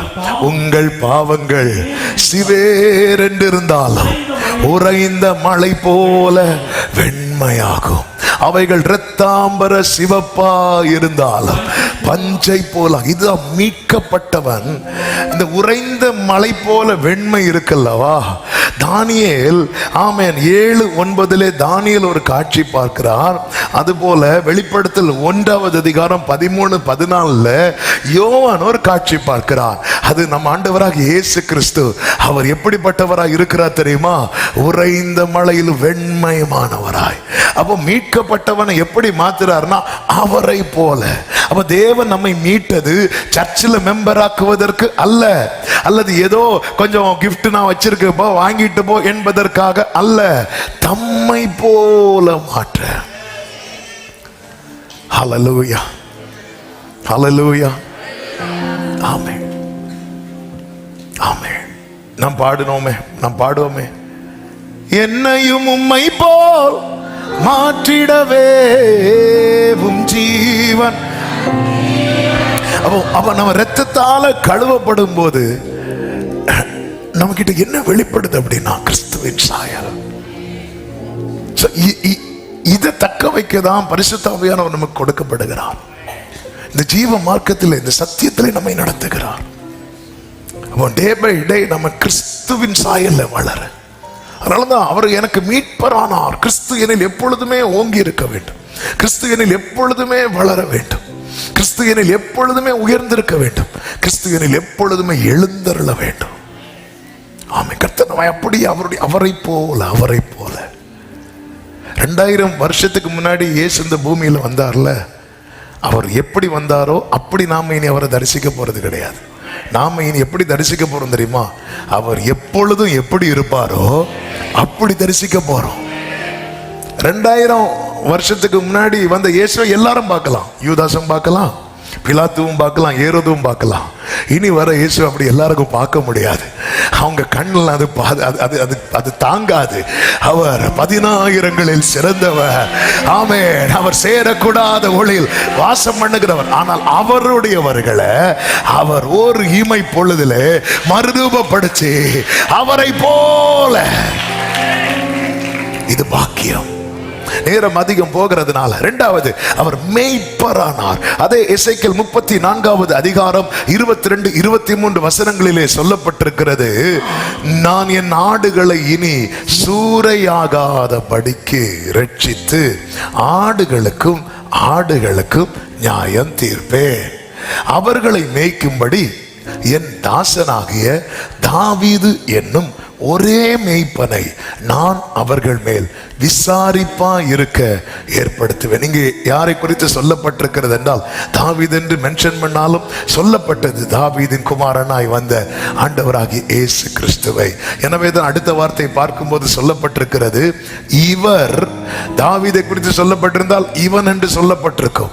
இல்ல, இவர் அவர்களை மேய்த்து இவரே அவர்களுக்கு மேய்ப்பனாயிருப்பார். கைகளை உயர்த்தி ஆமென் சொல்லுங்க. எனவே தான் சங்கீதம் 103 சொல்லப்பட்டிருக்கிறது, நாம் அவர் ஜனங்களும் அவர் மேய்ச்சலின். சங்கீதம் 95:7 என்ன சொல்லப்பட்டிருக்கும் தெரியுமா? அவர் கைக்குள்ளான ஆடுகள். அவர் கைக்குள்ளான ஆடுகள். அதுதான் பேதுருவை கொண்டு ஆவியானவர் எழுதி வைத்திருக்கிறார், அவருடைய பலத்த கைக்குள்ளே. அவர் கைக்குள்ள இருக்கணும், அவர் பிடியில இருக்கணும். ஒரு விஷயம், நம்ம பாரதிபுரம் தாண்டி ஆலம்பாறை ரோடு, அந்த ரைட் சைடு ரோடு எடுத்து போயிட்டு இருக்கும் போது திடீர்னு பார்த்தீங்கன்னா ரோட்ல ஃபுல்லா அந்த ஆட்டு மந்தை, அந்த ரோடு ஃபுல்லா பிளாக் ஆகி அப்படி நிக்குது. எங்க கார் நிக்குது, வேற வண்டி வருது, ஆப்போசிட்ல வண்டி வருது. அந்த ஆடுகள் இந்த ஹார்ன் சவுண்ட்லாம் கேட்டு கொஞ்சம் திணறி எப்படி நிக்குது, எங்க போகணும்னு தெரியாம. மக்கள் ஹார்ன் அடிக்க ஆரம்பிச்சிட்டாங்க. அந்த மேய்ப்பன் எங்கிருந்து வந்தார்னு தெரியல. லெஃப்ட் சைடு பள்ளம் போல இருக்கு, கீழே வயல், அங்கங்கே வீடுகள். ரைட் சைடு அதே போல. எங்க ஒளிச்சிருந்தாரு, எங்க இருந்து வந்தார்? நேர வந்து ஒரு சவுண்டு விட்டு கையில ஒரு குச்சி வச்சு லைட்டா ஒரு ஆடை இப்படி தட்டி இப்படி காட்டினார் பாருங்க. ஃபியூ செகண்ட்ஸ்ல அந்த ஆடெல்லாம் அடுத்த சைடு போயிட்டு ரோடு கிளியர் ஆயிட்டு. ஆமென். எனக்கு அந்த காட்சி வந்து ரொம்ப ஆச்சரியமா இருந்துச்சு. நல்ல கவனி. அவருடைய கைக்குள்ள நம்ம இருக்கிறோம்னு எங்களை, நம்ம எந்த இடத்துல திணறி இருந்தாலும் ஃபியூ செகண்ட்ஸ்ல ஆண்டவர் கிளியர் பண்ணிடுவார். ஹல்லேலூயா. ஒரு ஒரு ஒரு ஒரு உலக பிறகு ஒரு மனுஷனுக்கு அத்தனை அவ்வளோ ஆடுகள் இருந்து, எப்படி அவர் 50க்கு மேல ஆடுகள் இருந்திருக்கும். ஆமென். அப்படியே வந்து ஒவ்வொரு ஆடுக்கும் கொஞ்சம் டைம் ஸ்பெண்ட் பண்ணி இருந்து, இல்ல இல்ல இல்ல அழகா ஒரு சவுண்டு விட்டாரு, அப்படியே கிளியர் ஆயிட்டு, அப்படியே கிளியர் ஆயிட்டு. ஆமென். அவருடைய கைக்குள்ளான. நமக்கு ஒரு நிஜம், அவர் பிடியில தான் இருக்கிறேன். அதனாலதான் தாவீது சொல்றார், சத்துருக்கள் என்னை சூழ்ந்திருந்தாலும் நான் படுத்து நித்திரை செய்தேன், விழித்துக் கொண்டே நீர் என்னை தாங்குகிறீர், உம் வலக்கரமோ என்னை தாங்குது. ஆண்டவர் உங்க கைக்குள்ள, நான் உங்களுடைய கைக்குள்ளான ஆடு, கைக்குள்ளான ஆடு. அதனாலதான் முற்புறத்திலும் பிற்புறத்தில் என்னை நெருக்கி உமது கரத்தை என் மேல். எனக்கு எத்தனை பேருக்கு நாம அவருடைய மேய்ச்சலின் ஆடுன்னு சொல்லுவோம், எத்தனை பேர் சொல்ல முடியும்? கைக்குள்ளான ஆடு, கைக்குள்ள இருக்கிற ஆடு. அவர் கைக்குள்ளான, அவர் பிடியில தான் இருப்பேன். அவர் பிடியில சொல்ல முடியுமா? அவர் அமர்ந்த தண்ணீர் அண்டையில் கொண்டு போய் விடுகிறார். இஸ்ரவேல் ஜனங்களை அந்த தண்ணீரின் அனுபவத்தை நடத்தினதை ஆவிக்குரிய கண்ணோட்டத்தோடு பார்த்தால் ரொம்ப ஆச்சரியமா இருக்கும். மாறா பக்கத்துல கொண்டு போறார். அந்த மாறாவை மதுரமாக்கிட்டு என்ன சொல்லுவார் தெரியுமா? நானே உன் பரிகாரியாகிய கர்த்தர். அப்போ அவர் தண்ணீரண்டை கொண்டு போறது நமக்கு சௌக்கியம், ஆரோக்கியம் வர பண்ண. ஏலி நீரூற்றண்டை கொண்டு போகிறார், அது செழிப்பை காண்பிக்கிறது, அது ஆசீர்வாதத்தை காண்பிக்கிறது. அவர் மேய்ப்பனா, அவர் கைக்குள்ளான ஆடுகளுக்கு சௌக்கியத்தை, ஆரோக்கியத்தை கொடுப்பது அவருடைய சித்தம், ஆசீர்வாதத்தை கொடுப்பது அவருடைய சித்தம். கன்மலையிலிருந்து தண்ணீரை புறப்பட பண்ணினார். யாரும் செய்யாதது, யாருக்கும் அறியாதது, இது அதிசயம்.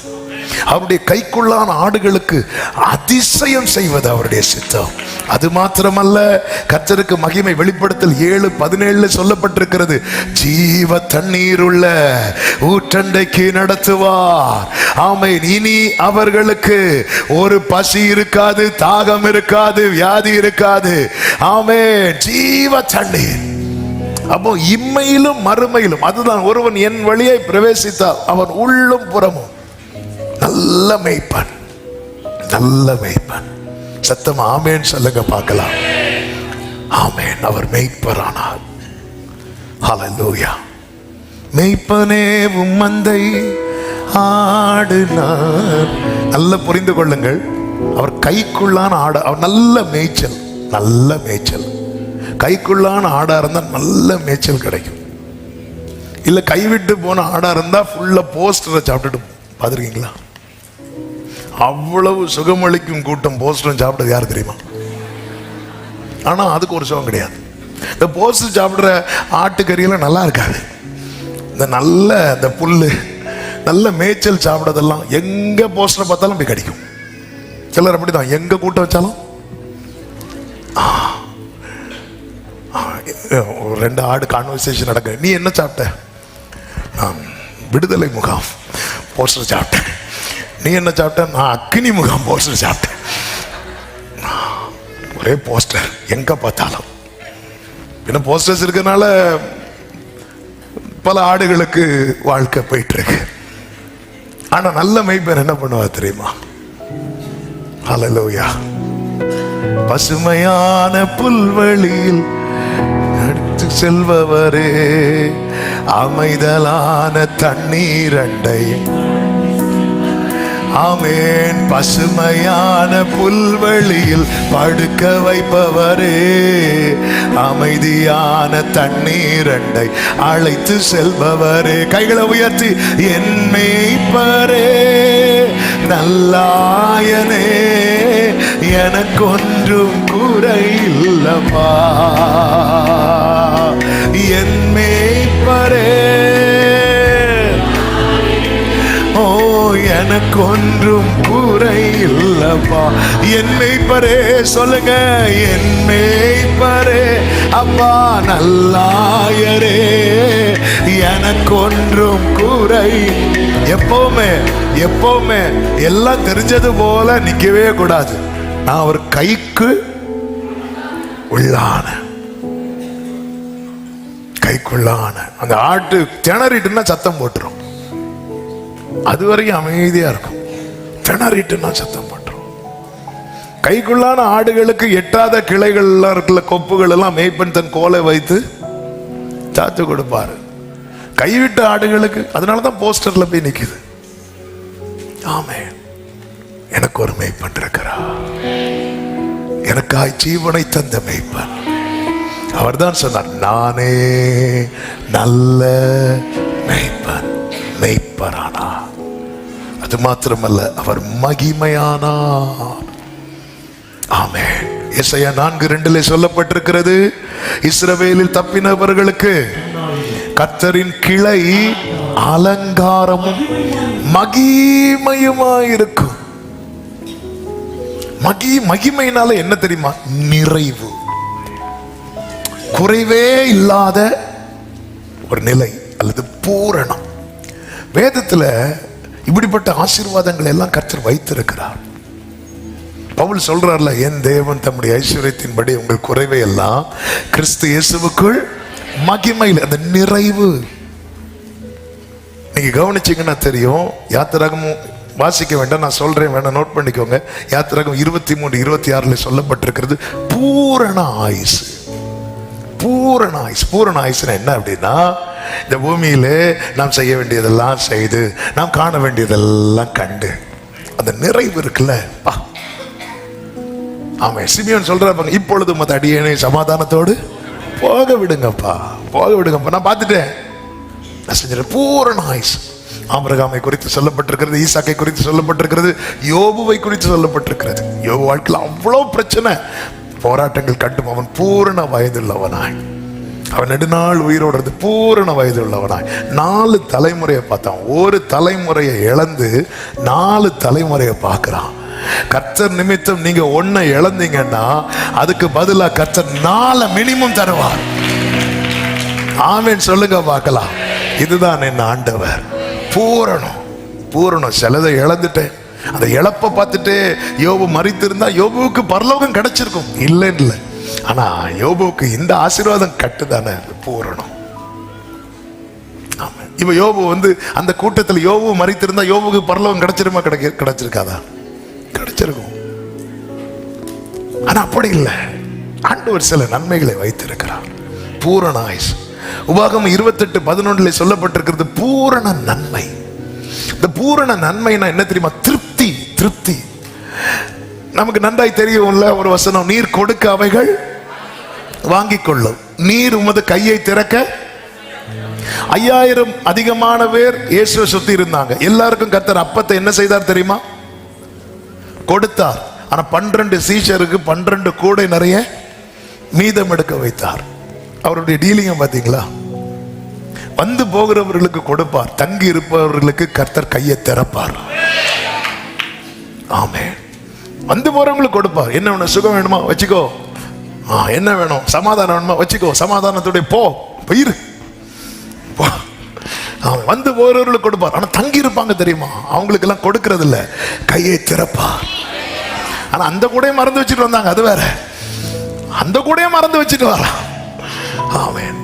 திறப்பார். தங்கி இருக்கிறவர்கள். ஏன்னா அவங்க நம்பிக்கை கொடுக்கறாங்க ஆண்டவருக்கு. ஆண்டவரே, நீ எவ்வளவுதான் எங்களை பிளஸ் பண்ணாலும் அது எங்களை உண்மை விட்டு பிரிக்காத ஆண்டவரே.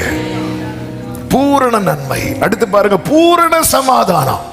ஏசாயா 26:3 பூரண சமாதானம். இந்த சமாதானத்தை யார் என்ன வந்தாலும் அவங்களுக்குள்ள அந்த ஒரு சமாதானம் இருந்துட்டே இருக்கும். பூரண சமாதானம். யோசுவா 23:1 மட்டும் வாசிங்க. அதுல ஒரு அழகான வார்த்தை இருக்கு பாருங்க. கர்த்தர் இஸ்ரவேலை சுற்றி இருந்த அவர்களுடைய எல்லா சத்துருக்களாலும் யுத்தம் இல்லாதபடி இளைப்பாற பண்ணி அநேக நாள் சென்ற பின்பு யோசுவா, எனக்கு ரொம்ப இந்த வசனம் பிடிச்சு. என்ன பிடிச்சுன்னா, யோசுவாவை நீங்க முதல்ல எங்க பார்க்கலாம் அப்படின்னா யுத்தத்துல தான் பார்க்க முடியும். ரட்சிக்கப்பட்ட கூட்டத்தில் இருப்பார். ஆனா யோசுவாங்கிற கேரக்டரை ஆண்டவர் மோசையை வச்சு இன்ட்ரோடியூஸ் பண்றதே எங்க தெரியுமா? அமலேக்கர் யுத்தம் பண்ண வரும்போது. அப்போ யோசுவாவின் வாழ்க்கை ஆரம்பிச்சதே எங்க இருந்து? யுத்தத்துல இருந்து. இப்படி எங்க பார்த்து மோசையை விட நிறைய யுத்தம் பார்த்தவர். இன்னும் சொல்லணும்னா யுத்தம் பண்றது ஃபுல்லா யாரு? யோசுவா தான். மோசே போய் நின்றுவார். இப்படி யுத்தம் பண்ண வாழ்க்கையில அநேக நாள் யுத்தம் இல்லாத இளைப்பாறுதலை பார்க்க வைத்தார் ஆண்டவர். துன்பத்தை வருத்தத்தை கண்ட நாட்களுக்கு சரியாய் இன்பத்தை காண பண்ணுகிறவர் நாம் ஆராதிக்கிற தேவன். எத்தனை பேர் நம்புறீங்க, விசுவாசிக்கிறீங்க? என் வாழ்க்கையில நான் எவ்வளவு யுத்தங்களை பார்த்தனோ அதற்கு பதிலாய் அநேக நாள் கர்த்தர் யுத்தம் இல்லாத இளைப்பாறுதலை காண பண்ணிதான். ஓ ஜீசஸ். அதுக்கப்புறம் இனி வயசாகு, இனி எல்லாரையும் பிளஸ் பண்ணு, மேட்டர்ல சொல்லிட்டு வந்துரு. ஆமென். யுத்தத்தில் இருக்கும்போது யோசுவாவே வந்துரு, ஆனா கத்தி ரெடியா இருக்குல்ல. அவ்வளவு யுத்தம் பண்ணுவார் யோசுவா, அவ்வளவு யுத்தம் பண்ணுவார் யோசுவா. மோசையின் ஆரம்பம் யுத்தத்துக்கு பழகிட்டு இருந்தார், ட்ரைனிங். ஆனா யோசுவாவுக்கு ட்ரைனிங்கே எங்கதான்? யுத்தம் தான். ஆனா அந்த வாழ்க்கையில நிறைய நாள் யுத்தம் இல்லாத இளைப்பாறுதல. இதெல்லாம் அவர் கையில தான் இருக்கு. அதெல்லாம் அவர் கையில, அவர்கிட்ட தான் இருக்கு. பூரண சமாதானம். எரேமியா 33:6 பூரண சத்தியம். அந்த பூரண சத்தியம் யாருக்கு கிடைக்கும் அப்படின்னா, யோவான் 14வது அதிகாரம் அதனுடைய 22, 23 சொல்லப்பட்டிருக்கிறது. நான் உங்களுடனே தங்கி இருக்கையில் இவைகளை உங்களுக்கு சொன்னேன். நான் உங்களுடனே தங்கி இருக்கையில் இவைகளை உங்களுக்கு சொன்னேன். என் நாமத்தினாலே பிதா அனுப்ப போகிற பரிசுத்த ஆவியாகிய தேற்றரவாளனே எல்லாவற்றையும் உங்களுக்கு போதித்து. மற்ற எல்லாருக்கும் இயேசு ஊமையா மட்டும் சொல்லுவார். ஆனா அவரோடு தங்கி இருக்கிறாங்க பாருங்க, அவங்க கிட்டதான் எல்லாத்தையும் ஓபன் பண்ணுவார். அது நிறைய அவங்களுக்கு புரியல. இயேசு சொல்ற, கவலைப்படாதீங்க, நான் அனுப்ப போகிற தேற்றரவாளன் அவர் எல்லாவற்றையும். அப்ப இந்த சீஷர்களுக்கு என்ன கிடைக்குதுன்னா பூரண சத்தியம் கிடைக்கிறது. ஆமா, ஒரு தேவ பிள்ளைக்கு இந்த பூரண சத்தியம் இருக்கணும். அப்பதான் நம்மை இந்த சத்தியம் பூரணராக்கும், தேறினவர்களாக்கும், கிறிஸ்துவுக்கு முன்பாய் குற்றமற்றவர்களாய் நிறுத்துவதற்கு இந்த வசனம் தான் நம்மை சுத்திகரிக்கும்படிக்கு கர்த்தர் கொடுத்த தண்ணீர். இதை மறக்கவே கூடாது. பூரண சத்தியம். சங்கீதம் 16:11 சொல்லப்பட்டிருக்கிறது, பூரண ஆனந்தம். இந்த கொஞ்சம் கூட கவலை இல்லாத ஆனந்தம். இது சாலமோனுக்கு கிடைக்கல, தாவீதுக்கு கிடைத்தது. இந்த சந்தோஷத்தை சாலமோன் உலகத்தில் தேடினான், எல்லாம் மாயை என்று எழுதினான். தாவீது சமூகத்தில் தேடினான், பெற்றுக்கொண்டான் பூரண ஆனந்தம். அப்போஸ்தலர் 4:33 சொல்லப்பட்டிருக்கிறது, பூரண கிருபை. பூரண கிருபைனா என்ன அப்படின்னா, நித்தியம் வரை போவதற்கு எவ்வளவு கிருபை ஒருத்தனுக்கு தேவையோ அவ்வளவு கிருபை உண்டாயிருக்கிறது. இதை இப்படியும் சொல்லலாம், தாவீதுக்கு அருளின நிச்சயமான கிருபை. அந்த நிச்சயமான கிருபை தான் என்ன? உமது பரிசுத்தவானை அழிவை காணவட்டீர். அதனாலதான் பவுல் சொல்றார், நீங்க நம்பிக்கையற்றவர்கள மாதிரி கவலைப்படாதீங்க, எக்கால சத்தம் துணிக்கும், அப்பொழுது கிறிஸ்துவுக்குள் மரித்தவர்கள் முதலாவது எழுந்திருப்பார்கள், பின்பு உயிரோடு இருக்கிற நாமும் அவரோடு கூட. ஆமென். என் கிருபை உனக்கு போதுன்னு சொன்னார் பாத்தீங்களா? ஓ, இது போதும் ஆண்டவரே. அந்த கிருபையுடைய மேன்மையை நம்ம இன்னும் சரியா உணரல. பூரண கிருபை. இவங்க எல்லாம் இயேசுவின் உயிர்த்தெழுதலை குறித்து பலமாய் சாட்சி கொடுத்தார்கள். பலமாய் சாட்சி கொடுத்தாங்கன்னா அதுல ஸ்ட்ராங்கா நின்னுட்டாங்க. நீ கிறிஸ்துவுக்காய் ஸ்ட்ராங்கா நின்னுட்டானா கர்த்தர் கொடுக்கிற கிருபை பூரண கிருபை. அடுத்து பூரண மகிமை. சங்கீதம் 45:13 ராஜகுமாரத்தி உள்ளாக பூரண மகிமை. உள்ளாக பூரண மகிமைனா ஆண்டவர் மனுஷன் பார்க்கிறபடி பார்க்க மாட்டேங்கிறார். மனுஷன் முகத்தை பார்க்கிறார். அப்போ உள்ளான பூரண, அதாவது அவர் பார்த்து பிரியப்படுகிற வாழ்க்கை. சங்கீதம் 50:2 சொல்லப்பட்டிருக்கிறது, பூரண வடிவுள்ள சீயோனில் இருந்து கர்த்தர் பிரகாசிக்கிறார். அப்போ ஆதி முதல் அந்தம் வரைக்கும் எல்லாவற்றிலும் ஒரு பூரணம், ஒரு நிறைவு கர்த்தர் தருகிறார். அவர் நமக்கு மகிமையானார். ரூத்தை பார்த்து போவாஸ் சொல்லும் ஒரு வார்த்தை உண்டு, 2:12, இஸ்ரவேலின் தேவனாகிய கர்த்தருடைய செட்டையின் கீழே அடைக்கலமாய் வந்த உனக்கு அவராலே நிறைவான பலன். நமக்காய் பிதாவாகிய தேவன் எழும்ப பண்ணின ஆண்டவராகிய இயேசு கிறிஸ்து நமக்கு மீட்பரானார், மெய்ப்பரானார், மகிமையுமானார். கண்களை மூடி 2 நிமிஷம் ஜெபித்து அடுத்த பகுதிக்கு செல்ல போகிறோம். ஆனா ஒரு வார்த்தை, ஆண்டவரே என் வாழ்க்கையில நீங்க எப்பொழுதுமே எழுந்தருள வேண்டும் ஆண்டவரே. நீர் என்னில் எப்பொழுதும் தங்கி இருக்க வேண்டும் ஆண்டவரே. கர்த்தாவே, நீர் ஆளுகை செய்வீராக. எல்லாரும் ஸ்தோத்திரம் பண்ணி ஜெபிக்கலாமா? ஹல்லேலூயா, ஹல்லேலூயா, ஹல்லேலூயா. வாழ்ந்தாலும் உம்மோடுதான், மரித்தாலும் உம்மோடுதான். வாழ்ந்தாலும் மரித்தாலும் உம்மோடுதான். உமக்காகத்தானே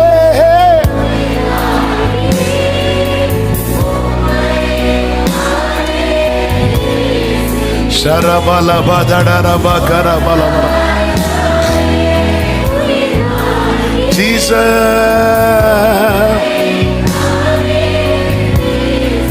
ஆமென். வாழ்ந்தாலும் உம்மோடுதான்.